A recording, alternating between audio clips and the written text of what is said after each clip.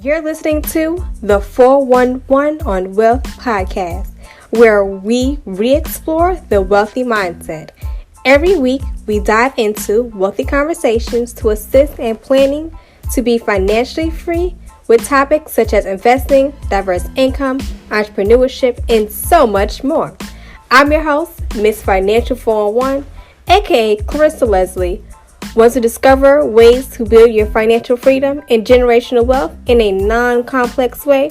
Then this is the podcast for you. Sit back, relax, and get ready to expand your wealthy mindset. Super excited to have today's guest on this show. We'll be talking about a topic that is thrown around a lot, but some people are not aware exactly what it takes. That's being a full-time trader.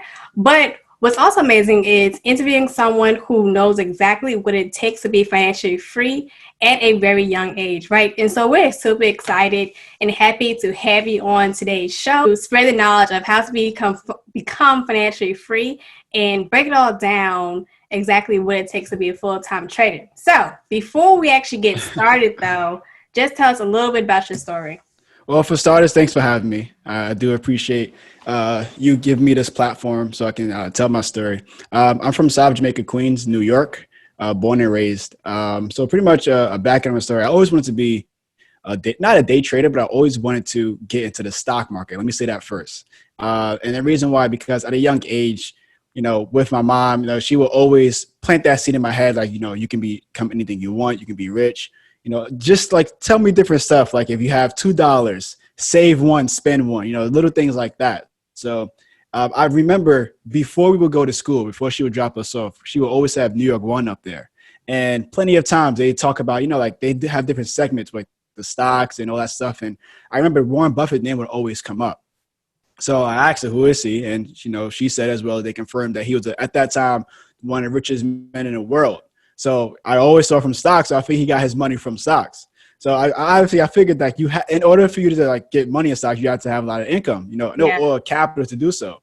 So, fast forward, I started doing network marketing at that time. Right. So I'm not in network marketing anymore, but I started doing it at that time. And by doing so, one of my upline, he was kept posting different pictures of stocks. Right. Or I thought it was stocks at that time. So I asked him, what was it? And he said he's trading currencies. I said, what is that? He said, Forex market, Forex. And pretty much, I jumped in and, a lot of ups and downs, a lot of wins and losses. But long story short, I'm here. So that's an amazing story. I think what you touched on, exposure. How big was the exposure to you to actually become successful? Oh, man, it was big. And not even just the exposure of Warren Buffett, is also just who you surround yourself with, right? Yeah. So, again, as I said, the main reason why I actually followed him on social media was because, he was my upline. So I think success leaves clues. So little things like that, it's just key points that an individual needs to move forward. Because regardless, we feel as if we can just move forward, just by reading something, but it doesn't always work that way. You have to be exposed to certain things. Yeah. Quick example is, over the weekend, I actually had my nephew with me and I picked him up in my Tesla. And while I did so, he'd never been in one before. But while he's in the car, he's looking around, super futuristic and everything. And just that type of exposure to him, he was asking me, what did I do? Well, he knows what I do, but he'll say how did you go about doing it? What exactly the steps there? And little stuff like that, the fact that I can expose my nephew to that now is moving forward. He has a better idea of hey, if I wanted to achieve something great in life, I have to work this. I have to do this in order to get that. So exposure that's huge. I think that's one of the key elements that many people lack, the exposureness of it. Yeah. I definitely agree. Because I know growing up, my Nana, I think I was probably 6, 7 years old. She actually taught me how to write a check. So while I'm learning about numbers, she's nah, you actually learn how to write a check. Wow. What's the components of it? So that's why I asked that question though, how big was exposure for you? Because that's when I was first exposed. Yeah, 6 or 7, that's huge. But just the formats of it, so you won't just be misguided, know? Right. So, and yeah, speaking of that, so I feel especially with social media, it's a gift and a curse, right? So we have the fact that they can see things, they have access to things, Also, the fact that everyone can see and have access to things, that's also, it's a gift and a curse. So you have a lot of individuals who really don't know what they're doing, but they portray as if they do. And that's not beneficial because now you have literally a whole following of the blind leading the blind. And that right there is like, it may feel like a short-term win, but long-term, it's a huge loss. Wow. So when you talk about that now, can you say what is a consistent, profitable day trader, right? And how did you actually get to that point? I'll start with the first one. Consistent, profitable day trader is someone who, you may not profit every single day. Let me throw that out there because many individuals, they feel as if, let's say 5 days. Let's say you're trading for the entire week and they're not profitable every single day. They're going to go crazy. They feel like they're not moving forward or anything. And that's not necessarily true. Let's throw these small numbers out here. Let's say, one day you make $100. Let's say Monday, Tuesday, Wednesday, you make $100 each. Thursday, Friday, you lose $50 each. Overall, you're a winner. So they don't look at it that way. And I feel as if, again, it's more so of like what we're exposed to now. We're exposed to the quote unquote lifestyle. So we feel like if we're not moving forward correctly or not correctly, but if we're not moving forward right now, we're losers. And that's not necessarily true. Like you have to play the long term. Right. Like, it didn't take me a day for me to get to this level. I've been day trading for 5 years, but not many people see that. Even like the stuff I'm doing now, they feel as if like it's an overnight success. And that's why I say it over and over. There's no such thing as overnight success. Right. Like if someone's an overnight success, they're going to lose it just like that. That's the main reason why people win a lotto and then the next week they're broke again because they don't have that mindset. They're not used to that. You're going from making $10, let's say $10 a day to like $1 million a day. It's like, how can you able to sustain that if you don't have the right mindset because you're not used to, was never exposed to that. So that's your first question. Then secondly, what it takes to become a day trader, it's simple. It really is. It's really not that difficult. It's so simple that it's kind of like, no, it gotta be more than that. But in reality, so what you first want to do is have a plan. That's the first thing. Like, okay. People plan to fail. The whole thing. People plan to fail. Like that saying is so true. But the reason why I'm saying that because if you don't have a plan, you're just going to jump in whenever you see anything. And by jumping in, that's like, obviously you're doing it because of FOMO, like fear of missing out. So if you just have your plan set, like let's say if my plan says if price hits this point or around this area, then it's a reason for me to get into it. Right. So now you're waiting because you have your opportunities set for the market. But if you just jump in just because price is going up, you're like, oh, I have to catch it because if I miss it, I'm going to miss the biggest move. And that's not always true either. Like the market's not going to stop, period. It's like if the market stops, if today is the last trading day, then it's like, all right, I got to go all out. But it's not the last trading day. So if you miss an opportunity, it's like, you know what? You got to suck it up. I missed it. I got to catch the next one. Yeah. Like a bus. Like if you missed a bus before Uber and everything, we missed a bus. We're not running for that bus. No. Like that bus is gone. We're not catching that. So you got to treat trading the same exact way. If you miss it, you just have to wait for your opportunity. So a trading plan is extremely important. Secondly, you have to win more than you lose. And I mean overall probability stance. Because there's a lot of millionaires who are like, let's say 30% is their win rate. And looking at it, 30%, that's failing, right? But if you do the probability of it, let's say out of your last 10 trades, let's say 7 trades, you lost $10 each. So that's $70 total. But the last 3 trades that you took, you won $50 each. So you won 150, but you lost 70. Overall, that's still a win profit-wise. Right. So like you have to focus on the long-term probability aspect of it. I'm not saying everyone should be a 30% win rate, but I'm just saying like you have to win more than you lose. Right. Because you have to be in the game. If you don't have no capital, you're not going to be in the game. Then also you have to follow steps that works. Right. Don't just like follow this step and then next week follow that step and then next week. Don't do that. Because I thought the same exact way. Like you feel as if you have to learn everything and you don't. Like the best thing about it is like simplifying it. Like even myself, there's a lot of things that I do know about trading, a lot of things that I don't know. And these things that I choose not to know. Because like I have a system that works for me. And if I'm staying consistent with my system that works, then I'm only going to make strides and leaps. Right. So and added to that, I know I'm kind of like going on and on, but adding to that, you don't want to be someone who's like tunnel vision that you don't learn as well. Right. Because you have to continuously learn. But just because you're continuously learning doesn't mean that you have to change your system. If your system working, continue that system. Just know that it's going to increase over time. You're not going to increase tomorrow. Okay. So you have to start with, like, let's say first time to make $10, then make $100, then make 1,000, 10,000, and so forth. But you're utilizing that system for you to get that. Okay. So basically always be a student. Make sure you have a plan. And if it works, just don't break what's actually working. No. Why reinvent the wheel if it's showing it works? Right. And so with COVID and just the way the environment is going, throughout your journey and like with the market, have you changed as a trader or like Yes. shifted your strategies? And yes. So when we first did, I traded futures market, I traded forex market, also commodities. And the reason why, because of COVID, I changed the markets and I only focus on a few things. And the reason why, because I focus on trading gold, which is commodity. And the reason why I do that is because inflation is ridiculous. And we know, we see gold, like we see how gold's been acting with that. So that's another thing. Like when the price of the dollar crashes, you want to buy metals, buy gold as well. It's inverse, right? So I trade that market. I trade the Dow, which is the Dow Jones. The reason why I trade that as well is because, again, like Fed Chairman Jerome Powell, he's dumping money. This entire year, he's been dumping money into the market. So I've been able to catch that, God willing. I've been able to catch those moves because of that, because I was able to see exactly what will go into effect.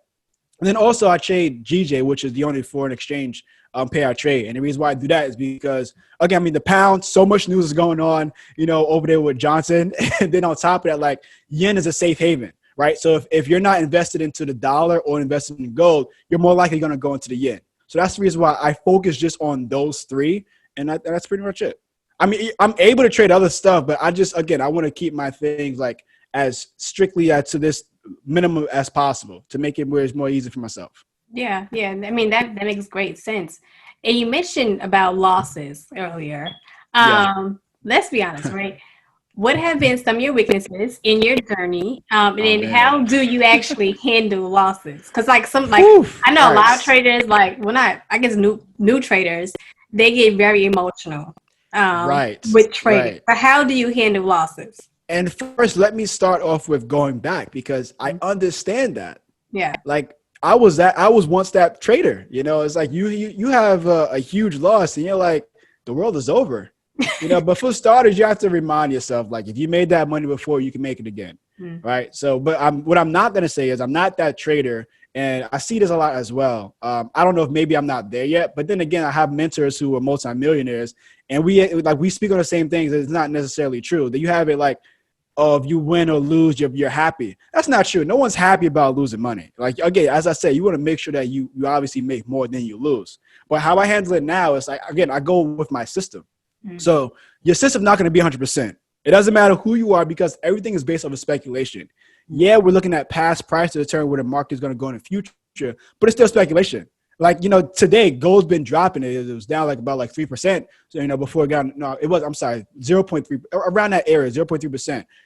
But again, like, from that, that doesn't mean that gold dropped ridiculously. Because again, as a long-term investor, I am buying gold. I'm continuing buying gold long-term. But as a day trader, if the market is, making a retest for the day, I got to sell it. But today is one of those days in which it ain't work out in my favor. I'm mad about it, but I'm not going to let it dictate how my move's going to be in the future or for the rest of the day. It doesn't make you a bad trader, because sometimes things are just not going to go your way.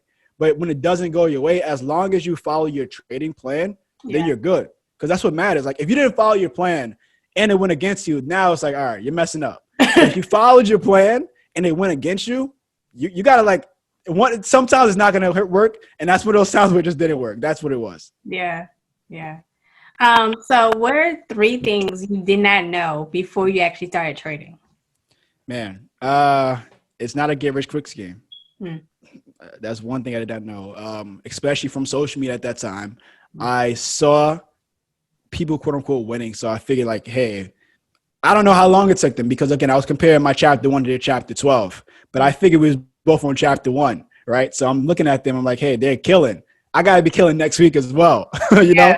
So that's the first thing. Secondly, something that I wish I would have known is that you have to play the long term, which also goes back to, the get rich quick scheme.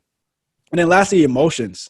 Like, that's the huge and most the most difficult thing about trading is your mindset. And that also goes to your emotion, right? So we hear the thing with like, 80-10, 80-20, 90-10, and that's extremely true. When it comes to the overall aspect of your mindset, how much that dictates what you're going to be and how you are as a trader. And it helps you become a better individual. And I didn't think that was going to happen.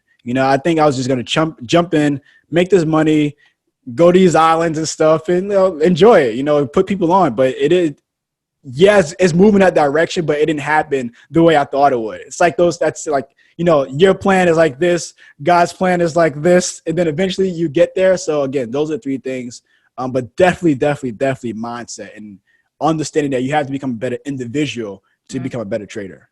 Okay. So when it comes to also being a better individual, I definitely believe in rest, right? So what do you believe, or what do you think is the benefits of taking a sabbatical from trading? Rest wise? Just in general, yeah. I trade every opportunity. I'm not going to say every day. Every opportunity that I see, I trade it.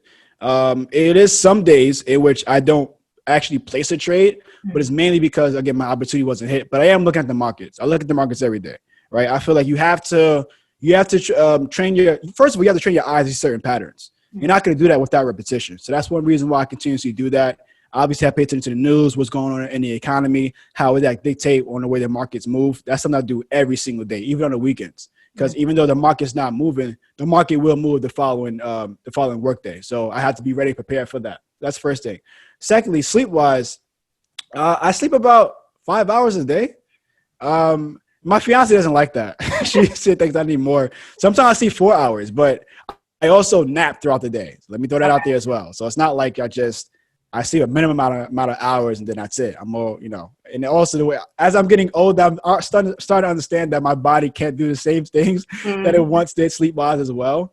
But you have to, with trader, you have to take a break and just come back to, I want to say getting back to your why, to understand why you're doing it. But also when I say take a break, again, you don't have to take a break and you're like done for a week. You can take a break and just like, let me not place any trades right now. Let me just see what's going on, and by doing that, because again, like an opportunity will be there, but it's not going to always be there. An opportunity may come every few hours or every day. It may not be every single day, but you just want to be alert and have things in set. So when opportunity does come, you're able to react and respond to it.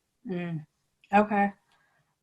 So we're all growing to be financially free. Yeah. So for some advice, what do you focus on or say to yourself while continuing to grow to get over those hurdles that we just all experience some time to time, and to make sure you get to that next level for your own self? Again, the long term, I'm focused on the long term. Like right now, currently, I don't give a damn about it. And I'm pretty much set. So I'm not really worried about it, but I'm really, really focused on the long term. Focus on the long term of individual family's wealth, or focus on the long term of my legacy, and also how I'm able to provide and help others do the same exact thing. But again, so right now, it's like I have my game plan already set. I'm following that game plan. Again, everything's going to happen in time. I wish it could happen like this, but that's not realistic. It has to happen in time. Yeah. So that's pretty much it. Yeah. Yeah. All right. So just my next follow-up question is passive income and having multiple streams is very crucial in the wealth building journey. I definitely believe that in my services of my business, we definitely believe in that. So there are a lot of opportunities out there where you can actually, receive that passive income. But how does one actually identify what passive income they should pursue, which they start off with, Great question. I feel like for starters, you have to feel as if, what do you feel you can tolerate? Right? Like, let's say if like real estate, that's become obviously, very popular. Not everybody can tolerate, the time spent it will take for you to get that ROI. Right? So if you can't tolerate that, then maybe you shouldn't start with real estate, or maybe you should start with being an investor of a real estate property. That could be something which or it could be wholesaling, something with buying contracts, something in which understand what you can tolerate first. That's the first thing.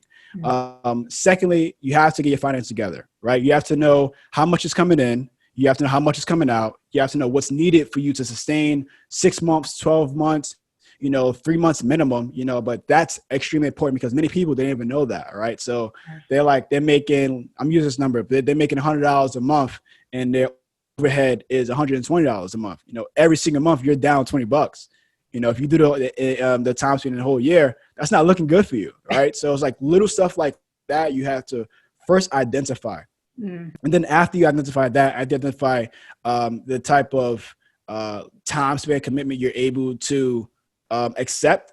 Then from there, it's like, now do your research. So now when you do your research, again, we have access to so many things on our phones, and that's a gift and a curse as well, because we have access to so many things, but we have access to so many things. Right. So it's like, it's like it's so many books, or let's just say books, so many books in front of your face. Like, where do I start? Yeah. What do I read? Because I have one book tells you to save this amount. One book tells you to not save this amount. One book tells you to focus on this card. One book tells you not to get into credit card debt. So it's so many things you have to like, all right, let me take a step back. Let me find a mentor to find out which direct lane I want to go with.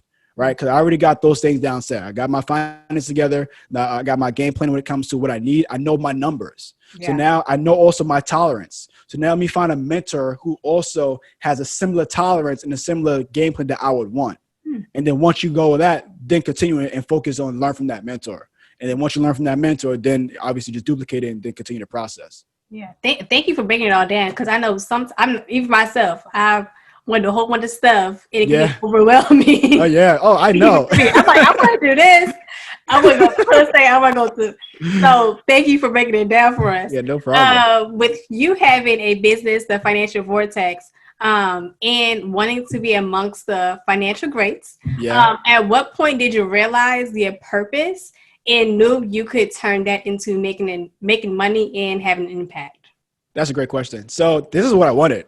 Like it wasn't more so of like something that came up recent. Mm-hmm. It was really from a young age. And honestly, it may sound like, kind of comedic to you, but it's from Batman. Like Batman, Superman. Well, not Superman. It's really Batman. The whole Justice League. Watching that as a little kid, the whole show, Batman animated series, I would always see how like they would help other individuals, regardless of how great they are. They're gonna make it their business to help another individual, help them up the ladder. So from that, another thing as well, like implementing those little things. And then also like, as I grew, I saw like even network marketing, you have to help others to help yourself, right? And business world as well, you have to help others to help yourself. You have to provide services like Amazon. Amazon provides a service. What is their service? They make everything convenient for you, right? So they're helping other individuals. They're solving problems. So I noticed that the more problems I solved, the more money I was making. So I was like, hey, let me continue this going. So from there, it's like the sky's the limits now. But my own personal goal is to help 100 million people with their finances. I feel if I do that, they'll each tell one person, and I'll just compound to me helping 1 billion people worldwide. Wow, that is amazing. And you're gonna get there, and I believe you're gonna get there. Yeah, I think so too. I believe it. I think so too, though. Yeah.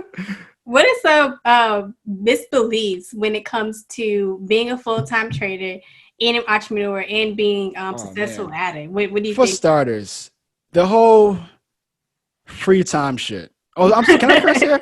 Yeah, you can. Go ahead. That's bullshit, man. Like you don't just wake up and do whatever you want. Like, I mean, sometimes I do, and when I do that, it really shows. Not in a good way. It shows in a bad way for me actually getting things done, right? So you guys have a schedule. And my fiance, she's great with this. She's also a time management coach. She helped me out as well. But it's just like this. Like, let's say if you have a schedule from Monday through Friday, let's say you're going to work Monday to Friday. So you know that like I have to wake up at this time. I got to leave at this time. Well, you're not leaving anymore because of the whole COVID, but let's go back to pre-COVID, right? BC, before COVID. Yeah. You have to wake up at a certain time. You got to leave your house at a certain time because to avoid traffic or catch the bus. You have to be at your job. You have your job from 9 to 5, sometimes even longer. So you know that like, all right, when I leave my job, I should be home. I should be in bed by this time. I should be asleep by this time so I can wake up and do it again. That's your schedule. And then Saturday comes, right? So Saturday is like you just wake up, you do whatever you want. You do whatever you want. You don't really care. It's the weekend. You're just like going with the flow. Sunday, same exact thing. However, that Sunday night, you should be home at a certain time. So you can be sleeping at a certain time. So you can continue moving forward for the following day. So you can get back into your routine. Mm. And this is the main reason why when people, they retire and they don't work anymore, they get fat, they lose their finances because they're not in that system no more. There's no set schedule. So that's so important to have a set schedule.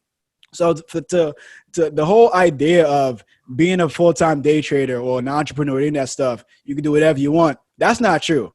And that's quickly going to turn into, that's a recipe for disaster. So for everyone listening, like, don't believe that. That is not true at all. I don't know who came up with this, but again, it goes back to the blind leading the blind. Like, you see people taking pictures and like, oh, working from here today, I'm not doing nothing on the beach. That's not true. Like, have you been on the beach? Service is terrible. Like, it's hard to work on the beach. It's very difficult. Go back inside to some Wi-Fi, get back on your laptop and get to work. But again, that's go with your schedule. Like, you can have at the beach, you can have like, okay, from this time span and that time span, I'm going to enjoy myself at the beach today. Right. But to say you're going to wake up and every single day you're at the beach, like, you're not moving forward. You're not. It doesn't matter who you are, how much money you got coming in. Like, even if you have, let's say you have so much passive income coming in that you're able to do that, your life is going to get boring very quickly. If you're not providing no type of value, not even for others, but for yourself to move forward, you're going to deteriorate, and you don't want that.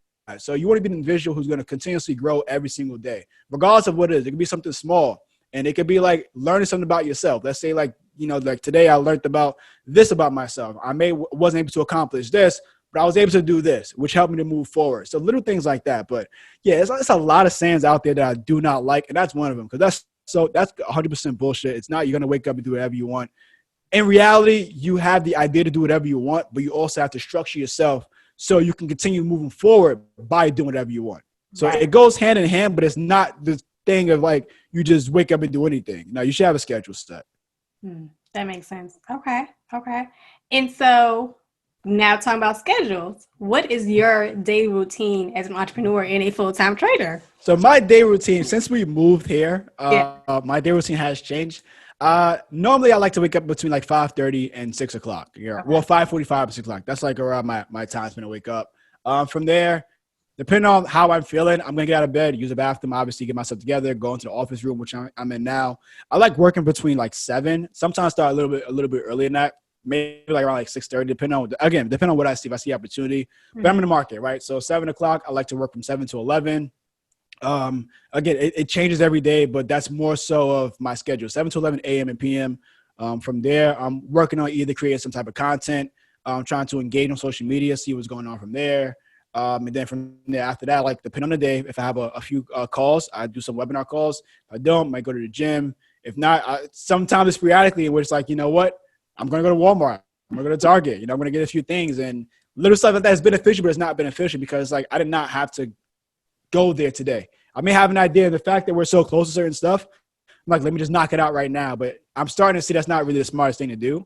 So my day-to-day has been changing. I just like make sure like Sunday, what do I have to get done for this entire week? And like, let's say like Wednesday, I'm able to bullshit from this time span. So I might just like, let me just wait until Wednesday so I made a bullshit, or do like from this time span to that time span, nothing. And not nothing, but a sense of like, not more sporadically, more of like, well, the things sporadically I can do at this time span. Because I know that from this day to this day, I got to make sure these things are completed.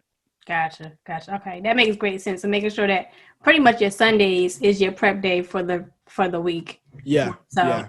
Okay. And so what are some ways you prepared yourself to be financially free at such a young age? Well, thank you. So for starters, you got to get your finance together. You got to know your numbers.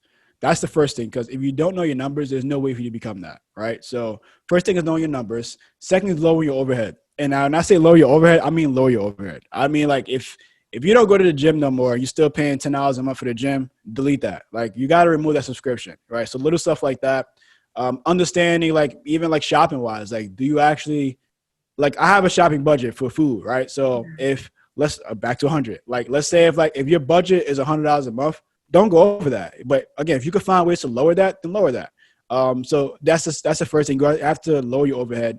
Secondly, you got to have everything right. Like obviously credit score is very important. You don't want to have a bad credit score. So find out what's needed for you to get that great credit score. Go start with that. Also, what's needed for you to know your numbers for like your 3 month, 6 month, and 12 month, have that aside as well. So once you have that, then focus on your investment. Right. So you want to focus on obviously the stock market. Why? Because that's where majority of wealth comes into play. So you want to focus on the stock market. focus on other investments. If you want to go real estate, again, that goes back to what we said in the beginning with real estate. If you want to do precious metals, which I highly recommend, go that route. Again, this is a disclaimer. I'm not your financial advisor. So if, whatever I'm saying, you don't have to take this. Go with your financial advisor first before acting on these ideas and tips. But yeah, so once you have those things set, and then just time. And I feel like that's the key to it, right? Like we want things to happen tomorrow, and it won't not happen tomorrow, regardless of what we want, and you may see someone who hit it big tomorrow, and that doesn't happen all the time. So those little things like that, you don't want to focus on that, right? As difficult as it is, because again, we do want everything like this, but you may not get that. You may not be the person who can easily catch that. And it doesn't make a bad thing that you're not that person. You just know that, like, if ABCD works for all these wealthy people, let me do ABCD. Let me not focus on skipping ABCD and go straight to EF or go straight to G, right? Let me not do that. So once you have those small things set, just stay consistent with that. Yeah. Okay. That is wonderful. Thank you for giving us so many gems and giving us your story. So No problem. What is the best way for anyone to reach out to you and find you for your information and your services? All right, so both Instagram and Facebook, it's Hansome Kelly _. So it's HANSOMEKELLY _. That's both Instagram and Twitter. On Facebook, it's facebook.com/handsome.kelly. On my website, if you guys are interested in my services, it's my name. So hansomekelly.com. And it has all my services there. One-on-one coaching is there. My online courses is there. I have free financial content that's there as well. If anyone's interested in learning things for free, all of that, all of my services are there. So you can just head over to my website. Okay, yeah. So go over and head over to his website, in his Instagram and Facebook page. We are excited to have you on. So thank you for joining us. So have a wonderful day, y'all. Bye. Thanks, guys. To our listeners, thank you for joining us this week on the 411 on Wealth podcast. I want to know what your key takeaways are. So go ahead, take a screenshot and upload it to your IG story. But don't forget to tag us. Check us out on Instagram at the 411 on Wealth podcast and at www.financial411academy for more information. As always, go ahead and subscribe to the show to catch every new episode, and make sure you leave us a 5-star review so we can continue to bring you fresh content. See you next week.